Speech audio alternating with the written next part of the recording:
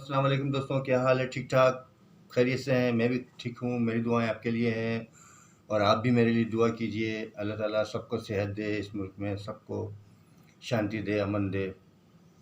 दोस्तों, आज हम बात करेंगे कोविड-19 और उसके असरात के मुतालिक। कोविड-19 जब से आया हमारे मुल्क में तकरीबन 1 साल होने को है। इसमें बहुत सारे मामलात, बहुत सारी मुश्किलात इस मुल्क में आई है।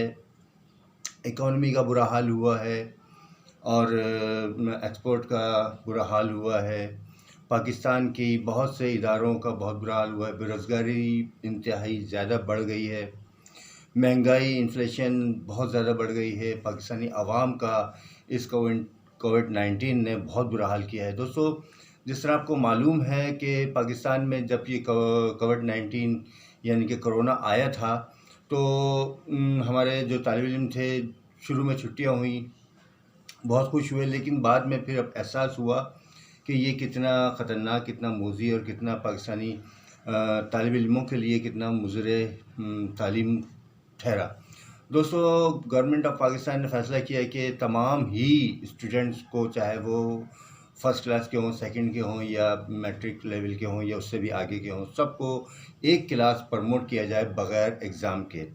किसी किस्म का कोई एग्ज़ाम नहीं हुआ, किसी किस्म की कोई एबिलिटी चेक नहीं की गई, किसी किस्म का दिमागी सलाहियत पे कोई नहीं कंप्रोमाइज़ हो गया दिमागी सलाहियतों पर। जो बच्चा जो मैट्रिक का सही तरह से पेपर नहीं दे सका, वो इंटर में पहुंच गया, और जो इंटर वाला था वो बीए और ग्रेजुएट हो गया, और जो आगे के थे वो और आगे पहुंच गया। इसी तरह से मैं समझता हूँ कि हमारे शायद वफाकी वुज़रा ने शिकायत की हो वज़ीर-ए-आज़म साहब से कि तमाम तलबा को आपने एक क्लास आगे प्रमोट कर दिया है कोविड-19 की वजह से, और तो हमने क्या कसूर किया है, आपने हमें क्यों आगे नहीं किया है।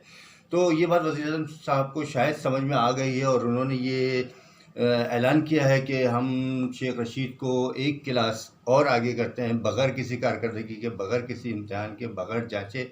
उनको हमने वज़ारत रेलवे से उठाकर एक क्लास आगे कर दिया है और वज़ारत दाखिला दे दी है। तो ये प्रमोट हुआ एक क्लास। इसी तरह से एजाज़ शाह, जिनके पास जो वज़ीर दाखिला थे, उनको भी एक क्लास और प्रमोट कर दिया है, उनको भी आगे बढ़ा दिया। हालांकि उनकी उम्र इस वक्त रिटायर होने वाली है, लेकिन उनको भी एक क्लास आगे कर दिया है और वो इंसाद मनीशियात के वज़ीर ठहरे। इसी तरह से आज़म सवाती साहब हैं, जो कि पहली बार रेलवे के वज़ीर बने हैं। मैं समझता हूँ कि ये इनको भी एक क्लास की इन्होंने प्रमोशन दे दी है, एक सीढ़ी और आगे बढ़ा दिया है, एक स्टेप और इनको आगे कर दिया है। किसी कारकर्दगी को नहीं जांचा है, किसी कारकर्दगी से मुतमईन नहीं हुए, लेकिन फिर भी एक क्लास आगे करने का मतलब यही है कि आप भी उन तालिब इल्मों की तरह एक क्लास प्रमोट हो जाएँ बग़ैर एग्ज़ाम दिए, बग़ैर किसी एफिशिएंसी के। और जो हमारे मुशीर ख़ज़ाना थे जनाब हफ़ीज़ शेख साहब, जो कि इलेक्टेड नहीं हैं, उनको भी एक क्लास की प्रमोशन मिल गई है और उनको भी बाकायदा तौर पर वज़ीर ख़ज़ाना का चार्ज मिल गया है। मैं वज़ीर-ए-आज़म साहब का इंतहाई मशकूर हूँ कि उन्होंने किसी के साथ नाइंसाफ़ी नहीं करी है। जिस तरह बच्चों को उन्होंने एक क्लास आगे प्रमोट किया है, एक क्लास आगे बढ़ा दिया, बच्चे इंतहाई खुश हैं।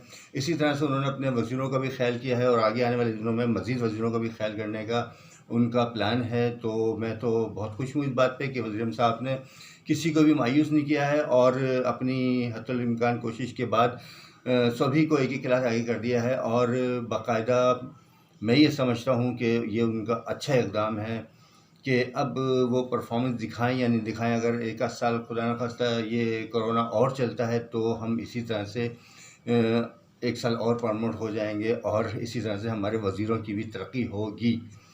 तो मैं वज़ीर साहब को मुबारकबाद पेश करता हूँ कि उनके वुज़रा की तरक्की हुई, जो कि बग़ैर किसी जांच, बग़ैर किसी पड़ताल, बग़ैर किसी एग्ज़ाम के हुई, बग़ैर किसी कारकर्दगी के हुई। बस यही आज के व्लॉग में बताना था मुझे कि तरक्की सबकी हुई बग़ैर किसी इम्तिहान के। इजाज़त दीजिए। अल्लाह हाफ़िज़।